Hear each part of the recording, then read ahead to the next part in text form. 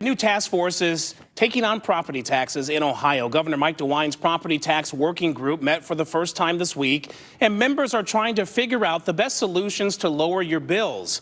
This all happening after the Ohio House passed an override on one of the governor's school-related vetoes. News 5's Columbus Bureau reporter Morgan Trow is covering new developments.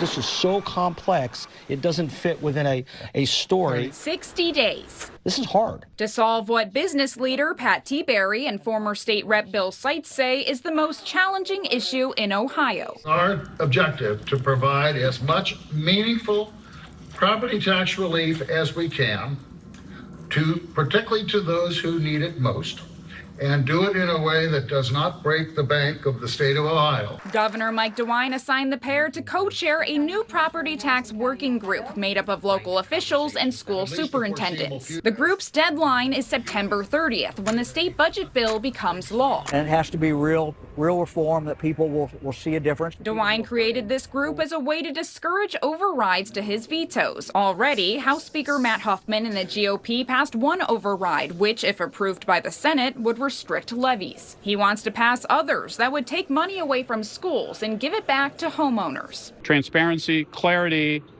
gives the opportunity for voters to know what they're voting on, for locals to control taxes. And he says the governor's working group isn't necessary. The legislature has studied and acted. I'm not interested in participating in that. Republicans like Huffman say that local governments should be responsible for providing property tax relief since appraisals have skyrocketed over the past few years. But educators like John Patterson say that Ohio should bear the cost. The state has not done its best for local governments and for the school districts. He says schools and municipalities have been underfunded while the wealthy have received tax cuts. I'm asking for a balance between property tax, sales tax, and obviously income tax. And these overrides could lead to massive cuts, he says, to school programs and staffing. Berry says he knows that policy will need to have a balance, and every idea is on the table when coming up with relief. Have to figure this out because it's important to our citizens, it's important to our seniors,